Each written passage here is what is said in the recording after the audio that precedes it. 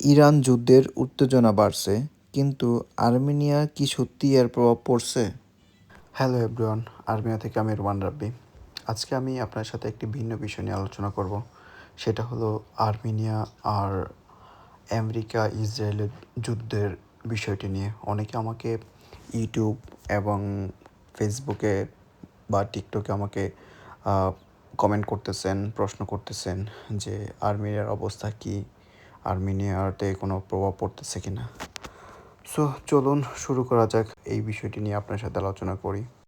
দেখেন, বর্তমানে বিশ্ব রাজনীতিতে সবচেয়ে আলোচিত বিষয় হচ্ছে ইরান এবং আমেরিকা ইসরায়েলের মধ্যে বাড়তে থাকা উত্তেজনা।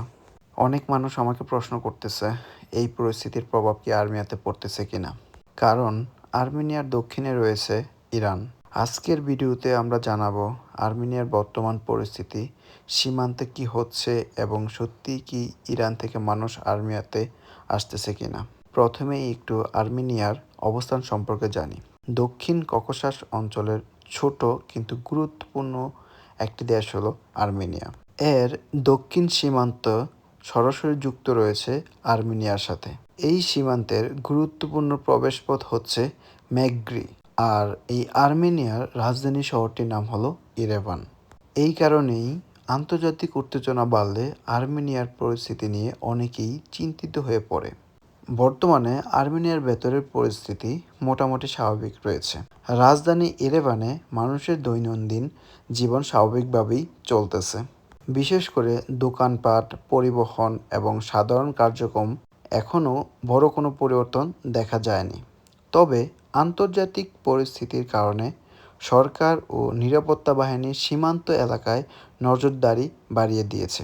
কারণ আর্মেনিয়া সবসময় চেষ্টা করে আঞ্চলিক সংঘাত থেকে নিজেকে দূরে রাখতে। আর্মেনিয়া এবং ইরানের সীমান্ত এলাকায় পরিস্থিতি এখনও স্থিতিশীল, বিশেষ করে ম্যাগ্রি বর্ডার পয়েন্ট দিয়ে সাধারণত বাণিজ্যিক ও যাতায়াত চালু রয়েছে। ট্রাক এবং পণ্য পরিবহন এখনও চলাচল করছে, তবে নিরাপত্তা ব্যবস্থা কিছুটা বাড়ানো হয়েছে এবং সীমান্ত এলাকার পরিস্থিতি পর্যবেক্ষণ করা হচ্ছে। অনেকেই জানতে চাচ্ছেন ইরান থেকে কি বড় সংখ্যক মানুষ আর্মেনিয়াতে আসছে কিনা।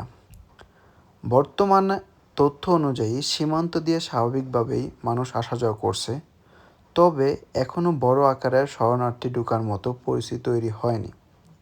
কিছু মানুষ নিরাপদ জায়গা যাওয়ার জন্য প্রতিবেশী দেশগুলোতে যেতে পারে, কিন্তু আর্মেনিয়ার ব্যাপক সংখ্যক প্রবেশের খবর এখনও পাওয়া যায়নি বা আমি পাইনি। যদিও আর্মেনিয়ার সরাসরি যুদ্ধের কোনো প্রভাব দেখা যাচ্ছে না, তবুও কিছু বিষয় প্রভাবিত হতে পারে।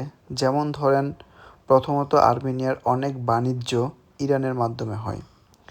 যদি পরিস্থিতি খারাপ হয় তাহলে পণ্য পরিবহন বা জ্বালানি সরবরাহের সমস্যা হতে পারে। দ্বিতীয়ত, আঞ্চলিক উত্তেজনা বাড়লে পুরো দক্ষিণ ককেশাস অঞ্চলের নিরাপত্তা পরিস্থিতি নিয়ে উত্তেজনা বাড়তে পারে।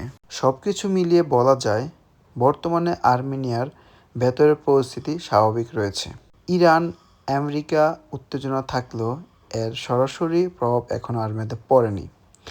সীমান্ত খোলা রয়েছে এবং সাধারণ জীবন স্বাভাবিকভাবেই চলতেছে। তবে আন্তর্জাতিক পরিস্থিতি দ্রুত পরিবর্তন হতে পারে, তাই খবর আপডেট রাখা সবসময় গুরুত্বপূর্ণ। যদি হঠাৎ করে ইরান আর আমেরিকার মধ্যে বড় যুদ্ধ শুরু হয়, তাহলে কি আর্মেনিয়া বিপদের মধ্যে পড়বে? কারণ আর্মেনিয়া কিন্তু ইরানের একদম পাশেই। তবে যুদ্ধ শুরু হলে আর্মেনিয়ার অর্থনীতিতে কিছু প্রভাব পড়তে পারে, কারণ আর্মেনিয়ার অনেক পণ্য ইরানের ট্রানজিট রুট দিয়ে আসে। যদি যুদ্ধের কারণে সীমান্ত বন্ধ হয়ে যায়, তাহলে জ্বালানির দাম বাড়তে পারে, কিছু খাবারের দাম বাড়তে পারে, পরিবহন খরচ বেড়ে যেতে পারে। এই কারণে সাধারণত মানুষের জীবন কিছুটা প্রভাব পড়তে পারে। আরেকটা বিষয় হতে পারে শরণার্থীর সমস্যা। যদি বড় যুদ্ধ শুরু হয়, তাহলে ইরান থেকে কিছু মানুষ নিরাপদ জায়গায় যাওয়ার চেষ্টা করতে পারে। সেক্ষেত্রে কিছু মানুষ আর্মেনিয়াতে আসতে পারে। তখন শহরের মানুষের সংখ্যা বাড়তে পারে, বাড়ি ভাড়া কিছুটা বাড়তে পারে, কিছু জায়গার চাপ তৈরি হতে পারে। যুদ্ধের আরেকটি প্রভাব পড়তে পারে আন্তর্জাতিক ফ্লাইটে। যদি মধ্যপ্রাচ্যের আকাশপথ বন্ধ হয়ে যায়, তাহলে অনেক এয়ারলাইন্স তাদের রুট পরিবর্তন করতে পারে। এর ফলে ইরানের ফ্লাইটেও কিছু পরিবর্তন দেখা যেতে পারে, যদিও সাধারণত বিমান চলাচল পুরোপুরি বন্ধ হয়ে যায় না এখনও। যারা আর্মেনিয়ায় থাকেন তাদের জন্য কয়েকটি সহজ পরামর্শ: সবসময় আন্তর্জাতিক খবরের আপডেট রাখুন, পাসপোর্ট এবং গুরুত্বপূর্ণ কাগজপত্র কাছে রাখুন, আর অপ্রয়োজনীয় সীমান্ত এলাকায় ভ্রমণ না করাই ভালো বর্তমান পরিস্থিতির জন্য। সবশেষে বলা যায়, যদি ইরান এবং আমেরিকার মধ্যে যুদ্ধ শুরু হয়, তবুও আর্মেনিয়া সরাসরি যুদ্ধক্ষেত্র হওয়ার সম্ভাবনা খুবই কম। তবে অর্থনৈতিক ও জীবনযাত্রায় কিছু প্রভাব পড়তে পারে। এ ধরনের আন্তর্জাতিক বিষয় নিয়ে আরও ভিডিও চাইলে চ্যানেলটি সাবস্ক্রাইব করতে ভুলবেন না।